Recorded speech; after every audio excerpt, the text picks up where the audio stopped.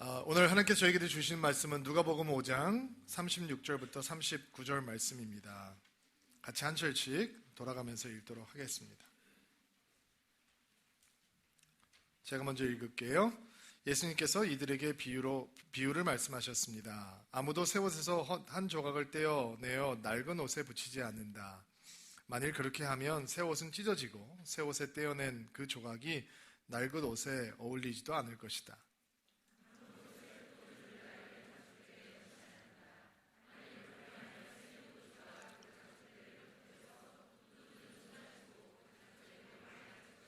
새 포도주는 새 가죽 부대에 넣어야 한다.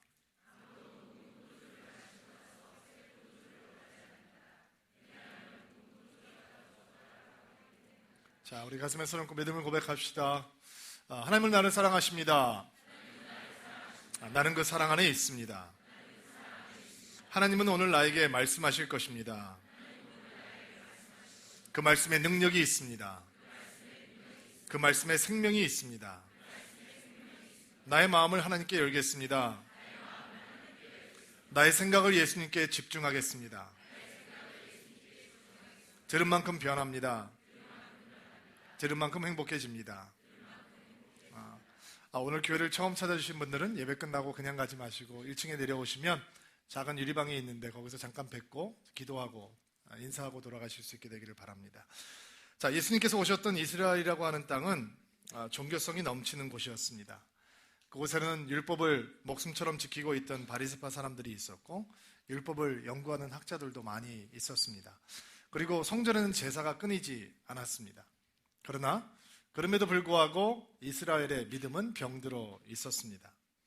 그리고 그들의 종교성은 병든 그들의 믿음을 치유할 수 없었습니다. 아주 조심스럽게 다시 표현을 해보자면 그 종교성 때문에 그들의 믿음은 치유될 수 없었습니다. 하나님의 아들이 오셨음에도 불구하고 그들이 가지고 있는 굳은 종교성 때문에 그들의 믿음은 회복되지 않고 있었습니다. 하나님을 오히려 그 종교성 때문에 믿을 수 없었습니다. 종교적인 성향을 믿음으로 오해하는 경우가 많이 있는 것 같습니다. 또 어떤 전통적인 방향을 고집하는 것을 영성이다라고 오해하기도 합니다. 자신들을 만족시키는 종교적인 행위가 하나님을 기쁘게 하신다라고 착각하는 경우도 있는 것 같습니다. 그러나 사람에게 익숙한 종교성이 하나님을 진실하게 믿는 믿음에 오히려 걸림돌이 될 수 있다라고 하는 사실은 여러분과 저에게 굉장히 큰 경계심을 갖게 하는 것 같습니다. 오늘 본문의 말씀은 종교성이 대단히 깊었던, 투철했던 사람들이 예수님에게 던졌던 매우 도전적인 질문에 대한 답변입니다. 예수님께서 한창 사람들에게 주목을 받고 관심을 받기 시작했을 때 예수님을 향해서 어떤 사람들이 와서 이런 질문을 던졌습니다. 예수님, 요한의 제자들은 자주 금식하고 기도를 합니다. 바리새파 사람들도 그같이 합니다. 그런데 당신의 제자들은 항상 먹고 마시는군요. 라고 질문을 던졌습니다. 왜 그러는 겁니까? 사실은 예수님의 제자에 대한 이야기를 하고 있지만 누구 얘기를 하고 있는 거죠? 예수님 이야기를 하고 있는 것입니다. 예수님께서 사역을 하시고 사람들과 함께 하셨을 때 예수님께서 얼마나 많은 사람들에게 예수님 술 먹는 거 좋아한다, 예수님 밥 먹는 거 좋아한다 비난을 받으셨는지 모릅니다. 아마 세례 요한의 제자들은 그들의 선생님처럼 열심히 금식하고 금욕하고 기도하는 모습을 보여줬던 것 같고 그 모습이 사람들에게 굉장히 신선한 충격이 됐던 것 같습니다. 바리새파 사람들이 다 이상한 사람들은 아니었습니다. 물론 그 중에 어떤 사람들은 사람들이 보는 앞에서 기도하고 금식할 때 티를 내면서 금식했지만 그 사람들은 다른 사람들이 금식 안 할 때 금식했고 다른 사람들이 11조 안 할 때 11조 했고 다른 사람들이 기도하지 않을 때 기도했던 사람들이었다는 거죠. 그리고 사람들이 예수님의 모습을 보면서 왜 세례 요한의 제자들도 이런 종교성의 모습을 가지고 있고 바리새파 사람들도 이런 종교성의 모습을 가지고 있는데 당신의 제자들은 당신은 늘 그렇게 먹고 마시는 거요? 라고 질문을 던지고 있는 것입니다. 너무 자존심 상하는 말씀이죠. 사실은 이 대화가 등장하기 전에 어떤 사건이 누가복음에는 기록이 되어 있냐면 세리였던 마태라고 하는 레위가 예수님에게 콜링을 받고 그 삶을 하나님 앞에 헌신하는 장면이 등장을 합니다. 너무 마음이 감동이 돼서 마태가 자기 집에서 잔치를 배설을 하는데 그 잔치에 초청된 사람들은 그동안 자기가 알고 지냈던 세리들과 죄인들이었고 예수님과 제자들이었습니다. 예수님의 일생을 영화로 만든 그런 작품들을 보면 바로 이 장면을 그릴 때 바리새파 사람들과 종교인들이 마태의 집에 들어오지도 않고 문 바깥에 서서 손가락질을 하면서 따지는 장면이 등장을 합니다. 왜 이 사람들이 세리의 집에 안 들어오는지 아세요? 들어오면 그 사람들이 부정해지는 거예요. 그 랍비들이 부정해지기 때문에 이들은 그 죄인의 집에 들어오지를 못하고 바깥에서 소리를 지르면서 예수님에게 따져요. 왜 죄인들과 함께 먹고 마시는 거요? 라고 따지고 있어요. 그리고 예수님께서 그런 사람들의 오해 속에서 지금 이 대화가 진행이 되고 있는 것입니다. 왜 당신은 그런 종교성이 있는 사람들처럼 행동하지 않고 랍비라고 하면서 하나님을 얘기하면서 이렇게 먹고 마시는 일에 너무 자유로운 거 아니요? 흥청망청하는 거 아니요? 라는 이야기가 등장하고 있죠.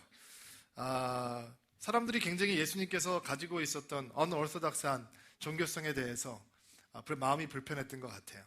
근데 그런 불편해진 사람들의 마음에 예수님께서는 어떻게 답변을 하시는가? 바로 그 말씀이 오늘 읽었던 36절부터 39절까지의 말씀이에요. 내용은 간단하죠? 세 가지 비유를 통해서 예수님께서 메시지를 주고 계세요. 낡은 옷은 기우는데 새 옷에서 조각을 떼어내서 기울 수 없다. 왜냐하면 새 옷도 망가지고 어울리지도 않고 옷감을 낡은 옷감에다 갖다 붙여놓으면 빨면 찢어진단 말이죠. 두 번째, 새 술은 낡은 부대에다 집어넣으면 안 된다. 가스가 발효하면서 팽창을 하기 때문에 부대가 터져버리고 포도주를 다 쏟아버리게 될 것이다. 새 포도주는 새 부대에다 넣어야 된다. 그래야지 터지지 않는다는 거죠. 세 번째, 사람들은 묵은 포도주를 더 선호하는데 그것은 새 포도주가 맛이 없고 빈티지가 있는 올드 포도주가 맛있다라고 하는 고정관념 때문이다 라는 거예요. 그리고 예수님께서 말씀하시고 싶은 건 뭐냐면 그 사람들이 가지고 있었던 종교성과는 전혀 다른 새로운 시대에 맞는 새로운 하나님의 메시지가 예수 그리스도를 통해서 이 땅에 도래했다라고 말씀을 하고 계시는 거예요. 2000년 전에 예수님께서 이 시대가 필요한 새로운 메시지가 새로운 예수 그리스도를 도래를 통해서 임해왔고 이제 그 메시지가 전해지게 될 것이다 라고 말씀을 하고 있는 것이죠.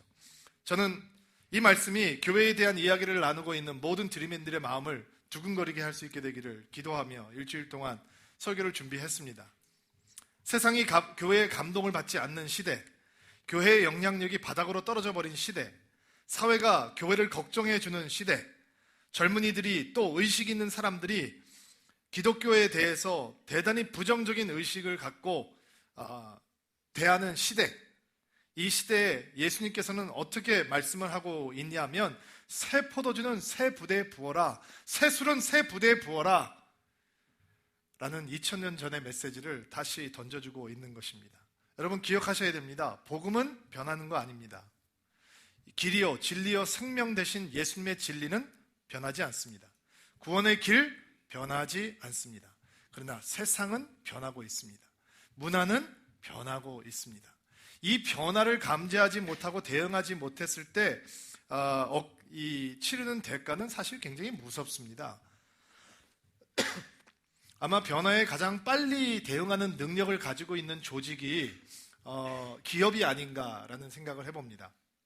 그런데 이런 기업도 잠시라도 그 변화를 놓치게 되면 그들이 치러야 되는 대가는 혹독했습니다. 말을 타고 다니는 시대를 지나서 자동차라고 하는 것이 사람들의 삶 속에 처음으로 소개되었을 때 포드라고 하는 자동차 회사가 엄청나게 크기 시작했습니다. 그들의 꿈은 뭐였는지 아십니까? 미국에 있는 모든 집 앞에 포드차 한 대씩을 세워놓는 게 그들의 꿈이었습니다. 마치 IBM의 꿈이 거대한 사무실을 메우고 있던 큰 컴퓨터를 컴팩트화해서 사람들의 책상 위에 올려놓는 것이 그들의 꿈이고 목표였듯이 포드차는 말을 대체할 수 있는 차를 만들어서 그 차 한 대를 모든 미국 사람들의 가정 앞에 세워놓는 것이 그들의 꿈이었습니다. 근데 포드라고 하는 사람의 마음속에 그 CEO의 대표자의 마음속에 이런 고정관념이 있습니다. 차는 검은색이어야 된다. 그들이 만드는 티버드라고 하는 차는 반드시 검정색이어야 된다라고 하는 고정관념이 있었습니다. 근데 사람의 색깔에 대한 취향은 너무너무 다릅니다. 어떤 사람은 밝은 색을 좋아하는 사람이 있고, 어떤 사람은 강렬한 색깔을 좋아하는 사람이 있고, 커스터머들은 많은 것을 요구했지만 포드라고 하는 대표자는 고집하기 시작합니다. 자동차는 무슨 색깔? 검은색이어야 된다. 그리고 다른 색깔의 색을 만들지 않았습니다. 시간이 흘러갑니다. 다른 후발주자들이 사람들이 원하는, 여자들이 원하는, 젊은이들이 원하는 색으로 차를 만들기 시작합니다. 그리고 포드는 이제 선두주자가 될 수 없게 되었습니다. 그리고 나중에 포드 자동차도 검은색이 아닌 다른 자동차를 만들기 시작했습니다. 다른 자동차 회사들도 오일 파동이 왔는데도 불구하고 탱크처럼 단단하고 커다란 몸집과 그리고 엔진을 가진 대형 자동차들만 고집했습니다. 미국 차는 커야 된다, 튼튼해야 된다. 그런 사이 이름도 알려지지 않은 일본의 소형 자동차 회사들이 미국 시장을 다 먹어버렸습니다. 결과 자동차 산업의 메카라고 했던 디트로이트는 이제 도시 파산 지경에 이르렀습니다. 여러분, 코닥이라고 하는 기업 아시나요? 100년 동안 아날로그 필름 제조사로 장수했던 기업입니다. 디지털 시대가 되었습니다. 그리고 그들은 초라한 몰락을 하게 됩니다. 시대를 읽지 못했습니다. 대응하지 못했습니다. 여러분, 핸드폰 처음 나왔을 때 무슨 핸드폰 쓰셨나요? 저는 노키아라는 폰을 썼습니다. 세계 1등 회사. 핀란드의 법인세의 90%를 내주던 핀란드의 대표 국민 기업. 절대로 무너지지 않을 거라고 했습니다. 그리고 애플도 삼성도 따라가지 못할 거대한 회사였습니다. 근데 그들의 몰락은 초라했습니다. 미국 회사에 팔려버리는 수모까지 당하게 되었죠. 변화를 놓치면 다 죽어갔습니다. 기업도, 학교도, 어떤 조직도.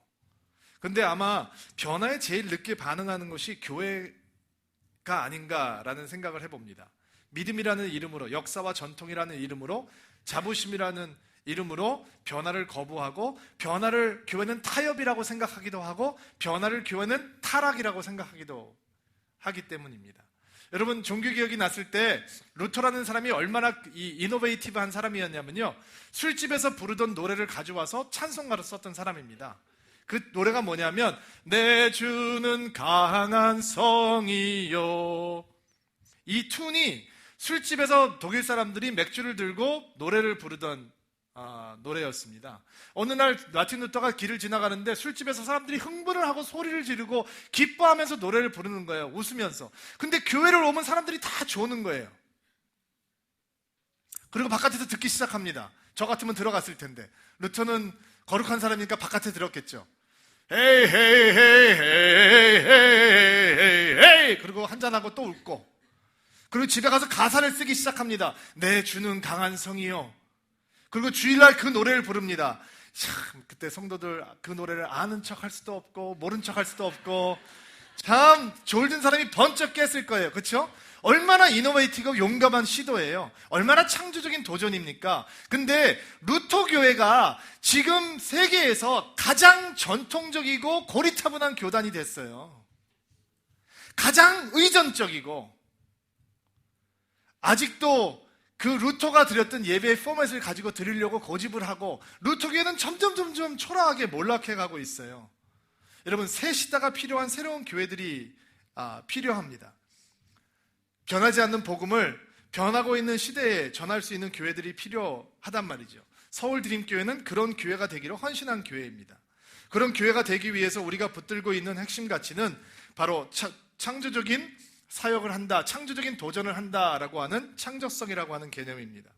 창조성이라고 넘치는 교회가 되겠다라고 하는 이야기를 하면 마치 교회가 백화점처럼 세련되고 화려하게, 방송국처럼 재미있게, 그리고 대박난 맛집처럼 사람들이 우글거릴 수 있도록 만드는 건가 오해하는 분들이 있을 것 같습니다. 요즘은 그렇게 안 하면 안 와. 마케팅을 하고 그 다음에 사람들을 잘 케어하는 커스터머 서비스 개념으로 하면 교회가 뭔가 좀 잘 될 수 있지 않을까라는 생각으로 오해하시면 안 됩니다. 그런 것과는 본질적으로 차원이 다릅니다. 그렇게 따라가면 교회는 경박해집니다. 경박한 교회는 매력이 없습니다. 제가 어느 교회 집회를 갔는데요. 목사님께서 본인이 굉장히 이렇게 이노베이티브하다고 생각하시는 분이셨던 것 같아요. 그래서 그 교회는 찬양을 하는데 노래방 기계를 갖다 놓고 하는 거예요. 근데 그걸 어떻게 다 찬송가를 거기다 집어넣으셨어요. 그래서 이렇게 노래방 가면 이렇게 따단 딴 따단 이렇게 하면서 나오잖아요. 그런 것처럼 하는데 목사님이 이렇게 살짝 흔드시면서 찬양을 하는데 저는 막 이렇게 눈을 못 마주치겠는 거예요. 목사님하고 너무 민망해서. 여러분, 이렇게 창조적인 것과 경박한 것은 분명히 차이가 있는 것입니다. 창조성을 강조하는 이유는 우리 교회가 다른 교회보다 수준이 높다라고 하는 것을 자랑하기 위해서가 아니고 우리가 탁월하다라고 하는 것을 드러내기 위해서도 아닙니다. 그런 것이 절대로 동기가 될 수 없습니다. 변하지 않는 복음을 듣지 않는 시대에 창조적인 방법으로 전해야 된다라고 하는 가치관을 갖겠다라고 하는 것은 그것이 바로 하나님의 몸부림이고 하나님의 간절함이고 하나님의 의지고 하나님의 마음이기 때문에 그렇습니다. 하나님께서 잃어버린 영혼을 구원하기 위해서 어떤 것도 불사하시는 하나님이시기 때문에, 그리고 하나님은 영혼인 구원을 위해서는 어떤 이노베이티브한 아이디어도 어떤 창조적인 아이디어도 불사하시는 하나님이시기 때문에 서울 드림교회는 그 마음을 회복해야 된다라고 하는 가치관을 가지고 있는 것입니다. 여러분, 하나님께서 우리를 위해서 하신 일 가운데 가장 창조적인 일이 뭘까요? 여러분, 우주에 가보셨습니까? 얼마 전에 우리 목회자들끼리 너무 재밌는 영화를 하나 봤습니다. 그래비티라는 영화를 봤는데 4D를 봤어요. 너무 재밌더라고요. 꼭 보세요. 우주인 하나가 이렇게 우주에서 미아가 됐다가 다시 지구로 돌아온다는 아주 심플한 얘기예요. 근데 거기에 보면 저는 이제 목사니까 다른 사람들이 이렇게 주의를 안 기울이는 것에 저도 모르게 주의를 기울이게 되는데, 이제 우주에서 찍는 씬이니까 우주의 모습들이 가끔씩 등장을 하거든요. 근데 그것을 보면서 저는 거기 안 가봤으니까 이런 생각을 하게 됐어요. 와, 진짜 하나님 대단하시다. 저 셀 수 없는 별들을 성경에 보면 하나님께서 이름을 하나씩 붙이시고 거기다 띄워 놓으셨다는데, 와, 정말 대단하다. 이런 생각을 하게 됐어요. 하나님 정말 크리에이티브 하시다. 여러분, 제가 하나님의 이 창조적인 이 지니어스를 얘기할 때마다 얘기하는 게 딱정벌레거든요. 딱정벌레가 여러분 몇 종류가 있는지 아세요? 30만 종. 하나님 진짜 시간이 많으셨나 보다. 한국에만 몇 종이 살고 있는지 아세요? 8,000종. 여러분, 인류 아담과 이 하와부터 시작해서 지금까지 이렇게 생긴 사람은 저밖에 없어요. 하나님 진짜 훌륭하시죠? 아니, 잘 만들어졌으면 그냥 이렇게 가자, 그냥 계속 이렇게 찍자 할 만도 하시는데 다 틀려요. 쌍둥이들도 살짝 틀려요. 어떻게 하나님께서는 이렇게 크리에이티브 하실 수 있을까? 근데 하나님께서 하신 일 가운데 가장 크리에이티브한 일은, 가장 창조적인 일은 성육신이에요. 예수님이 이 땅에 오시는 거예요. 아니, 어떻게 하나님이 사람이 될 생각을 하셨을까? 그것도 어떻게 동정녀에게서 나실 그런 이노베이티브한 생각을 하실 수 있었을까? 자, 하나님께서 인류 구원을 위해서 계속 고민하셨다. 그럼 다른 방법을 선택을 할 수 있을 것 같은데, 하나님이 여인의 몸을 통해서 아이로 태어나게 하신다. 이거는 보통 사람이 생각할 수 있는 아이디어가 아닌 거죠. 그리고 그것을 통해서 십자가라고 하는 형틀을 통해서 하나님께서 인류의 구원을 이루신다. 이야, 진짜 창조적인 분이죠. 정말 이노베이티브한 아이디어인 거예요.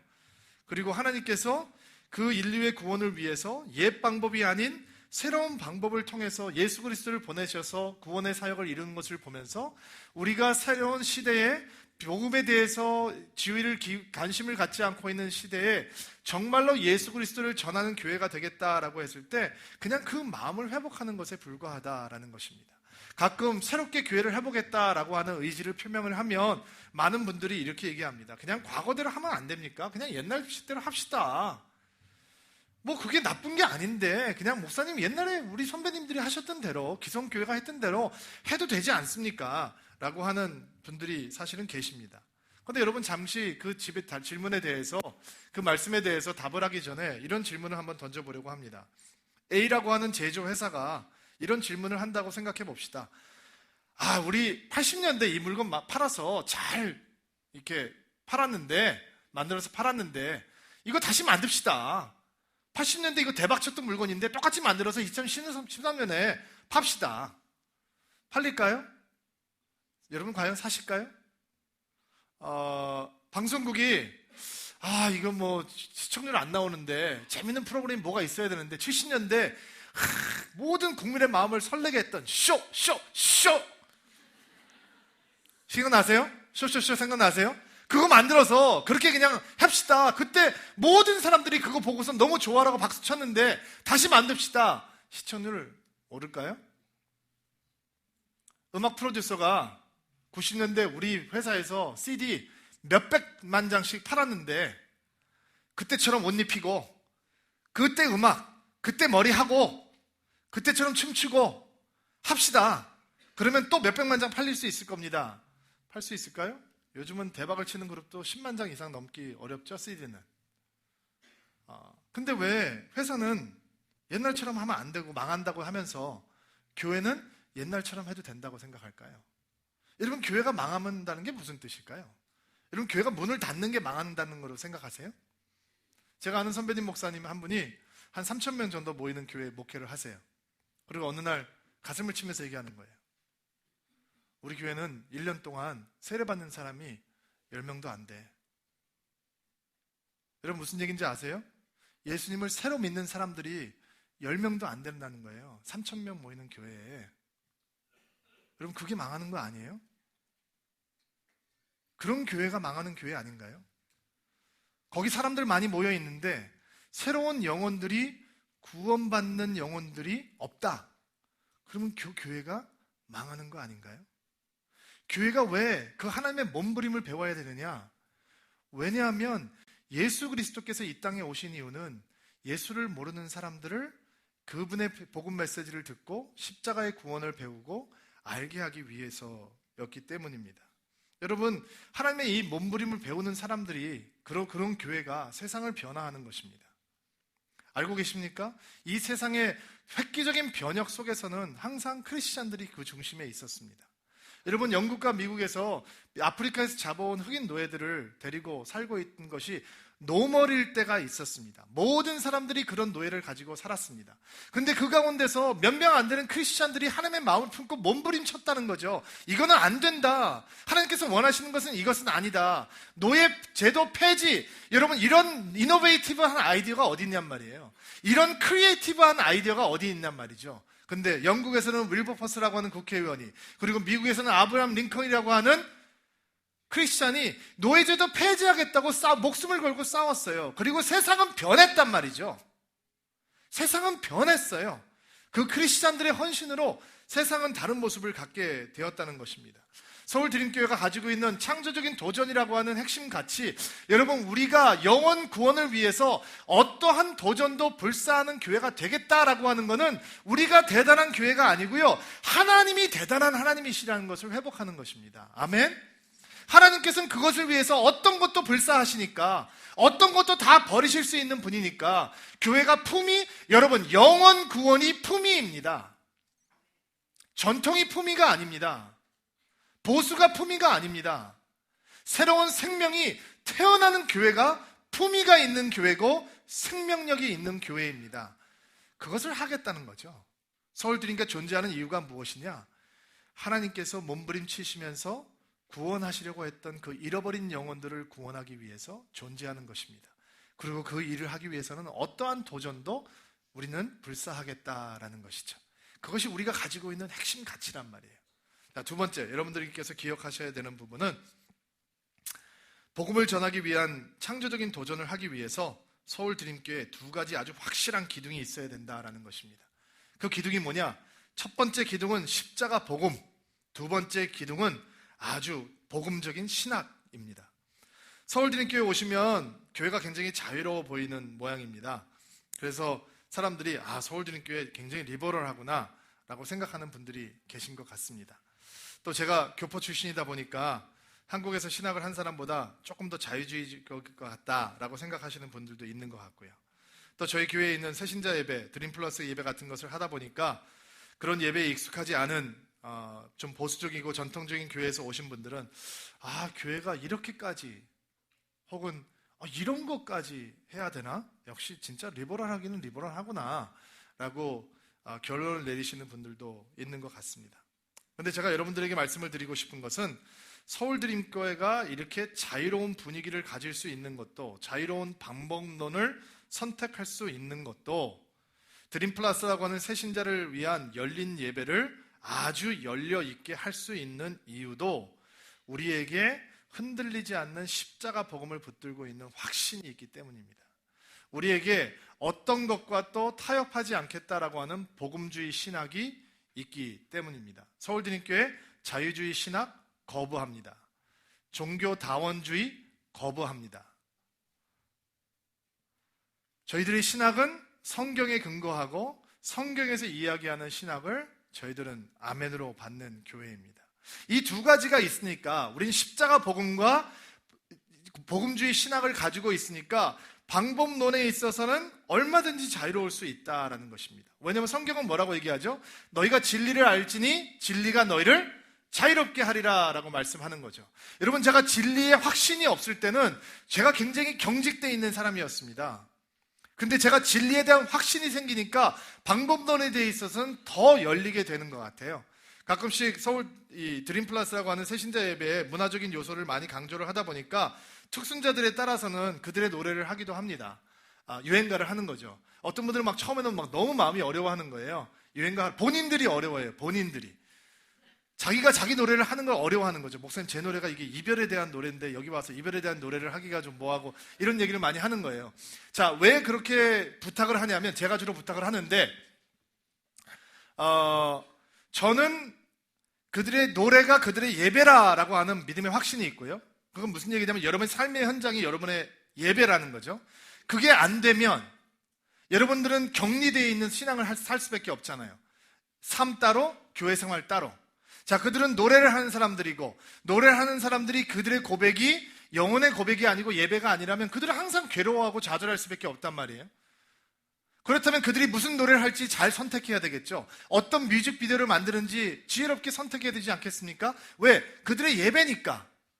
그들이 가지고 있는 예배가, 그들의 삶이 바로 그것이 하나님께서 기뻐하시는 거니까. 그리고 두 번째 이유는 사실은 CCM이라고 하는 게 음악적인 완성도가 너무 낮아서 매주 듣기 괴롭기 때문입니다. 여러분, 바하라고 하는 작곡자가 하나님을 열정적으로 사랑했던 사람이에요. 매 페이지마다 성경 구절을 기록해 놓고 자기가 왜 음악을 하는지 기억하는 것을 자기 스스로를 상기시켰던 사람처럼. 그리고 예수, 그 소망에 대한 노래를 들었잖아요. 수백 년이 지났는데도 아직도 우리에게 감동을 줘요. 근데 CCM? 정말 안타까워요. 혹시 CCM 하시는 분들이 있으면 시험 들지 마세요. 그냥 완성도가 높은 음악을 하시면 돼요. 여러분, 오늘 크리스천 북스토어에 가서 그냥 흔히 찬송가 찬양집 앨범 말고 CCM 앨범을 사잖아요. 그러면 10곡이 들어가 있으면 들을 거 반도 안 돼요. 그리고 화가 나요. 어떻게 이런 걸 돈을 주고 팔 수 있지? 여러분, 세상에서 음악을 하는 사람들은요, 실력 있는 뮤지션들은 10곡이 들어가 있으면 8곡은 우리 마음에 남아요. 어떤 경우는 10곡 다 버릴 게 없는 곡들도 있어요. 근데 이렇게 무성의하게 CD를 만들지? 너무 화가 날 때가 있어요. 엑셀런트한 것을 줘야 되는데 너무 무성의하게 변해버린, 그것도 믿음의 이름으로, 은혜라고 하는 이름으로. 그래서 저희는 당신들이 잘하는 거 해라 라고 드림플러스 예배에서 부탁을 하는 거죠. 만약에 여러분들께서 드림플러스 예배를 오셨는데 그런 음악을 들으면서, 그런 프로그램을 보면서 마음이 불편해졌다, 그러면 그 예배는 여러분을 위한 예배가 아닌 거예요. 그 예배가 존재하는 이유는 여러분에게 엔터테인먼트를 드리기 위해서 존재하는 게 아니에요. 그 예배가 존재하는 이유는 교회가 싫은 사람들, 교회가 지루하다고 생각하는 사람들, 교회가 나와 상관없다고 생각하는 사람들, 교회는 고리타분하다고 생각하는 사람들, 교회에서 내가 아무것도 가져갈 것이 없다고 생각하는 사람들, 아니 조금이라도 재미가 있지 않으면 못 견디는 사람들, 그 사람들을 교회로 끌어들일 수 있게 하기 위해서 드리는 예배예요. 지금은 그 사역이 효과적이라고 생각해요. 그러나 그것이 효과적이지 않다라고 판단이 되면 언제든지 다른 방법을 선택할 거예요. 왜? 우리에게는 십자가 복음과 복음적인 신학이 있으니까 어떤 방법도 선택할 수 있는 거예요. 저는 남성 회복 운동에 관심이 많은 사람이에요. 저는 남성들끼리 모여서 기도하고 공부하는 거 좋아해요. 남성 집회 꼭 해낼 거예요. 한국의 남자들이 수천 명이 모여서 예수 그리스도의 이름을 높이고 나는 거룩한 사람이 되고 싶다, 순결한 사람이 되고 싶다, 하나님 앞에 헌신하는 자리 꼭 서울 드림교회가 만들어낼 거예요. 왜 자매님들 아멘은 안 하세요? 자매님들 왜 아멘은 안 하세요? 아멘. 저희가 해낼 거예요. 수천 명의 사람들이 손을 들고 한국에서 룸사랑 없애달라고 기도하는 자리 서울 드림교회가 꼭 해낼 거예요. 왜? 자기가 기도하고서 자기가 꼭 거기 가면은 양심이 찔릴 거 아니에요. 안 가면 문 닫을 거 아니에요. 근데 아직 서울 드림교회 나오는 형제님들이 거기까지 가기에는 믿음이 많이 부족한 분들이 많아요. 그래서 저희는 야구, 농구, 축구, 자전거, 골프팀을 만들었어요. 이렇게 하니까 어떤 분은 이렇게 얘기하시더라고요. 무슨 교회가 놀자판이냐. 여러분, 목사한테는요, 성경 공부, 기도가 제일 쉬워요. 노는 게 제일 어려워요. 저 목, 허리 굉장히 아픈 사람이에요. 야구, 자전거, 골프. 저는 미국에서 자란 사람이라 저 골프 좋아하거든요. 근데 제가 허리가 어느 정도로 아프냐면 골프 스윙하는 바로 그 각도로 하면 허리가 끊어질 것처럼 아픈 사람이에요. 저는 기도하는 게 제일 편해요. 성경 공부 가르치는 거 제가 제일 잘할 수 있는 거예요. 근데 아직 기다려야 돼요. 왜? 여러분이 아직 준비가 안 된 분들이 너무 많아요. 주일날 겨우 한 번 교회 나오는 분들한테 무슨 남성 회복 운동을 하자고 얘기를 하겠어요? 무슨 나라와 민족을 품고 기도하자고 얘기하겠어요? 자기를 위해서도 기도 아직 못하는데, 교회를 위해서 기도하지 못하는 사람한테 한국 사회를 변하게 해달라고 어떻게 기도 요청을 하겠어요? 그러면 기다려야죠. 그러면 당연히 기다려야죠. 그러나 그 사람들이 교회에 마음을 주고 예수 그리스도를 신뢰하고 할 수 있도록 천천히 끌어들여야죠. 그래서 사역의 창조적인 도전이 필요한 거예요. 어떤 분들은 가정에 문제가 많은 분들이 있어요. 제가 아주 크레이지한 아이디어를 내볼게요. 나는 그분들이 사교 댄스 하게 해주면 어떨까라는 생각이 들어요. 얼굴도 안 쳐다보는 부부들이 함께 춤을 추면서 탱고를 추면서, 너무 이상하죠? 너무 이상하죠? 그래도 싸우는 것보단 낫잖아요. 춤추다 보면 성경 공부도 함께 할 수 있지 않을까요? 여러분, 세상은 망가지고 있어요. 교회는 어떤 임팩트도 주지 못해요. 그러나 우리는 뭐든지 다 할 수 있어 봐야 된다는 거예요. 복음을 증거하기 위해서. 왜? 우리는 십자가 복음과 신학이 확실하니까 뭐든지 다 할 수 있어야 된다라는 거예요. 어느 날 메일을 받게 됐어요. 클래식 음악을 전공한 분이 저한테 메일을 보냈어요. 목사님, 죄송하지만 이 메일은 불평의 메일이 아니라 그냥 저의 마음을 나누고 싶어서 얘기를 드립니다. 저는 평생 성가대를 해왔던 사람입니다. 그런데 서울 드림교회 성가대에 대해서 저는 조금 마음이 이렇게 가지가 않습니다라는 내용이죠. 왜냐면 클래시컬한 성가대만 해왔는데 저희는 조금 컨템포러리하고 4부 찬양이 아니라 2.5부잖아요. 2.5부. 남자분들 소리가 아직 좀 약해서 2.5부죠. 여러분, 어떤 성가대가 은혜스러운 성가대인지 아세요? 어떤 성가대가 은혜스러운 성가대인지 아세요? 잘하는 성가대가 은혜스러운 성가대예요. 성가대가 4부로 찬양을 하는데 음이 안 맞잖아요. 그러면 막 눈을 어디다 맞춰야 될지 모르죠. 근데 작으면 그래도 이렇게 이해가 좀 되져요. 사람들이 조금이니까 그렇구나. 근데 400명이 모여 있는데 음이 별로 안 맞는다. 그러면 이제 짜증이 나는 거죠. 여러분, 상상을 해보세요. 그런 성가대는 다른 데서 많이 하잖아요. 자, 서울 드림교회, 새로운 시대에 새로운 변하지 않는 복음을 새로운 방법으로 전하겠다는 교회는 조금 달라야 되지 않을까요? 500년 전에 종교개혁자들이 입었던 성가대 가운 벗어버리고 이 시대가 필요한 음악과 이 시대가 필요한 칼라로, 다른 성가대가 나쁘다라는 것이 아니라 그냥 우리는 다르게 가야 되는 것이 아니냐라는 생각을 갖고 저희는 다른 길을 선택했습니다. 그러다 보니까 클래식 음악 하는 분들이 조금 힘드셨나 봐요. 그럼 여러분이 만드세요. 중창단, 남성 중창단, 여성 중창단, 색스폰 앙상블, 플룻 앙상블 이런 거 다 만드세요. 댄스 워십 팀 만드세요. 남자들끼리 하는 밴드, 여자 밴드 다 만드세요. 아빠와 아이가 하는 놀이학교 만드세요. 아빠하고 엄마가 애들 데리고 가는 캠핑 출입 여러분이 다 하세요. 뭐든지 다 할 수 있어요. 복음을 증거할 수 있다면, 왜냐하면 우리는 십자가 복음과 확실한 신학이 있기 때문에 뭐든지 도전해 볼 수 있는 거예요. 그럼 왜 안 합니까, 목사님? 그게 제 오늘 설교의 결론 내용이에요. 제가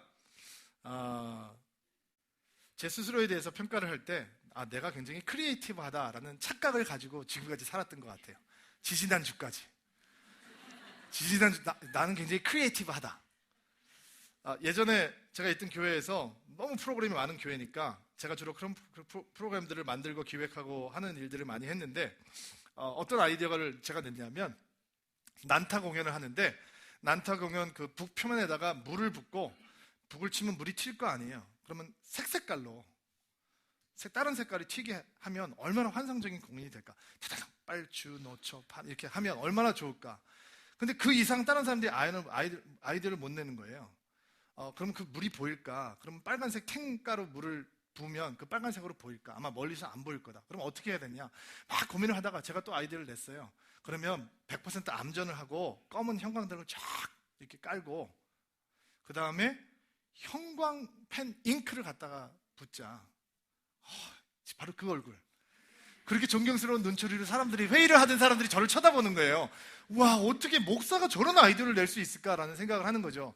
그리고 저는 제가 굉장히 이렇게 진짜 아이디어가 좋다라고 생각을 했어요. 그리고 다 박수치고 이제 하기로 했어요. 근데 못했어요. 왜 못했는지 아세요? 북을 칠 사람이 없었어요.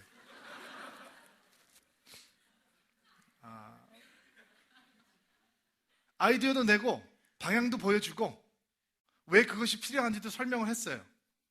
근데 평신도가 헌신이 없이는 아무 일도 일어나지가 않았어요.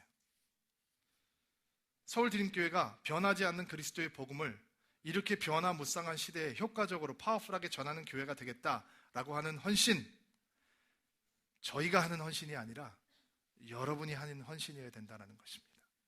제가 이번 주에 하나님의 말씀을 묵상하고 설교 준비를 하다가 어차피 이번 주는 이렇게 강해 설교를 할 수 있는 주가 아니라 어차피 주제 설교를 해야 되는 주기 때문에 여기저기 말씀을 뒤척이다가 한 말씀을 찾고 제가 하나님 앞에 너무 무섭고 두려워서 이 말씀을 아멘으로 받으면서 떨었어요. 이 말씀은 창세기에 나와 있는 말씀인데 한번 들어보실래요? 여호와 하나님께서 아직 땅에 비를 내리지 않으셨고 땅을 갈 사람도 아직 없었기 때문에 밭에는 식물과 작물이 자라지 않았습니다. 창세기 2장에 나와 있는 말씀이에요. 무슨 얘기인지 아세요? 하나님께서 천지를 창조하시고 좋은 땅을 주셨는데 밭을 경작할 사람이 없어서 아무것도 자라지 않고 있었다는 거예요. 저희가 지금 비전 캐스팅하고 있죠? 여러분, 한남동을 위해서는 여러분도 아무것도 하신 게 없어요. 맞습니까? 왜냐면 저도 신목사도 아무것도 한 게 없어요. 이 한남동 캠퍼스가 얼마나 기적적으로 만든 캠퍼스냐면요, 어느 날 우리 성도님 한 분이 교회를 오셨어요. 지금 그분이 셀장하고 계세요. 집사 안수도 일기로 받으셨어요. 어느 나이가 있으신 형제님께서 들어오셔서 너무 젊은 사람들만 있던 교회였는데 나이 드신 분이 오셔서 제가 가서 인사를 했어요. 안녕하세요, 반갑습니다. 서울드림교회 오신 거 환영합니다. 근데 그분은 제가 목사인지도 모르는 거예요. 나중에 얘기를 들어보니까 그분이 그러시더라고요. 웬 청년이 와서 악수를 청하고 이렇게 하는데 저 참 청년이 예의가 바르네. 그러지 조금 기다려보니까 그 청년이 설교하러 올라가더라는 거예요. 그 청년이 신도 목사는 아닐 거 아니에요.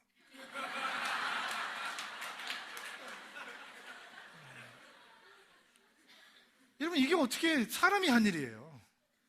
목사가 누군지도 모르고 와서 이 교회에 와서 마음을 주고 다니시던 교회가 있는데 그 교회에서 뿌리를 뽑는다는 게 얼마나 힘들 텐데 와서 이 교회에 와서 나의 마지막 모든 것을 다 하나님 앞에 드리겠다라고 작정을 하고, 이게 어떻게 하나님께서 하신 일이에요. 자, 한남 캠퍼스는 하나님께서 다 하셨어요. 하나님께서 사람도 보내시고 하나님께서 정말 어디서 왔는지도 모르는데 여러분들이 이렇게 모여드셨어요. 정말 놀라운 일이죠. 근데 이번 주에 말씀을 준비하면서 하나님께서 저에게 주신 마음은, 근데 여호수아야, 송파는 그렇게 안 될 거다. 송파는 경작할 사람들이 있어야 한다라는 마음이에요. 여러분이 헌신하지 않으면 송파라고 하는 서울드림교회 캠퍼스에서는 어떤 위대한 일도 일어나지 않을 거예요. 아멘 하세요? 그럼 목사님 뭐 해야 됩니까? 뭐를 도대체 송파 가라 그러는데 가서 뭐 하는 겁니까? 여러분, 여러분들이 할 수 있는 가장 중요한 일은요, 예배를 2번 드리는 일이에요. 아이고, 한 번 드리기도 힘든데. 왜냐하면 공간이 굉장히 큰데 비어 있을 거예요. 저는 그 빈 공간에 대해서 너무 흥분이 돼요. 빈 공간에 설교를 할 수 있다는 게 너무 감사하고 우리가 다시 초심을 회복할 수 있는 좋은 기회가 될 거라고 생각해요. 그런데 우리 교회를 처음 찾는 사람들은요, 너무 비어 있으면 마음이 불안해질 거예요. 이 교회 뭐지? 이 교회 은혜스럽다고 왔는데 이렇게 통통 비었어. 이렇게 다른 식당은 사람 많은데 식당 없는 데 들어가면 뭐야 이 집 MSG 쓰는 집 아니야? 뭐 이런 생각 들잖아요. 그런 거하고 똑같이처럼 왔는데 그래도 이렇게 조금 앉아 있어야지, 사람이 없으면 사람들이 불안해진다고요. 그래서 교회 개척학을 배우면 그 숫자를 크리티컬 매스라고 얘기를 해요. 꼭 있어야 되는 숫자라고 얘기를 한단 말이에요. 여러분들이 하실 수 있는 가장 중요한 일은 뭐냐? 예배를 2번 드리면서도 한 번 드린 것처럼 계속 은혜스럽게 앉아 계시는 거예요. 들었던 얘기를 또 한 번 들으면서 웃어야 될 타이밍에 이렇게 웃어주시는 거예요. 왜냐하면 그렇지 않으면 새로운 사람들이 적응을 못하는 거죠. 그게 가장 중요한 일이에요. 그리고 우리는 이것을 4년 전에 교회를 함께 시작해보겠다라고 하는 청년들에게 가르쳐 주었어요. 2번 예배 드리고 우리 옆에 있는 UN 맨션에서 밥을 먹었어요. 그때 모였던 사람들이 한 30명 정도였어요. 그 사람들이 와서 예배를 2번 드렸어요. 그래도 우리는 설교자가 2명이나 있었는데, 이제 송파는 여러분들이 작정하고 오셔야 돼요. 왜? 경작할 사람이 없으면 아무것도 잘하지 않겠다고 하나님께서 우리에게 말씀을 주셨으니까. 자, 내가 땅을 만들어 놓았어. 내가 이제 비를 보내줄 거야. 그러나 그 땅을 경작하는 것은 너희들이야. 너희들이 하는 거야. 너희들이 헌신하고 너희들이 하는 거야. 여러분, 이 한남동 캠퍼스에서는요, 저희가 7층을 사용할 때 우리가 클래스룸이 좀 더 필요한데, 그러면 교회가 거기 2개가 있었거든요. 근데 하나씩 나갔어요. 3층에서 예배 드리다가 4층도 필요한데 4층에 있는 회사가 나갔어요. 2층도 필요한데 2층에 있는 회사도 나갔어요. 근데 거기는 볼링장이 있어요. 지하 1층에. 여러분, 절대로 볼링장 가시면 안 돼요. 거기 가서는 제가 이런 얘기를 못 해요. 왜냐면 원수되니까. 근데 볼링장이 1시 반부터 2시부터 영업을 하는데 이렇게 소리가 들려요. 볼링공이 들어가는 소리가. 그러니까 1시 반까지 예배가 끝나야 돼요. 예배 드려봤자 1시 반이면 끝나니까 얼마나 좋아요. 근데 1층도 저희가 언젠가는 필요하게 될 거예요. 근데 여러분이 자꾸 이렇게 교회가 좋다고 2부 예배 끝난 다음에 볼링을 치기 시작하면 영업이 잘 될 거예요. 그러면 안 나가요. 그러니까 볼링을 치시려면 꼭 다른 데 가서 치셔야 돼요. 여러분, 놀랍지 않습니까? 하나님께서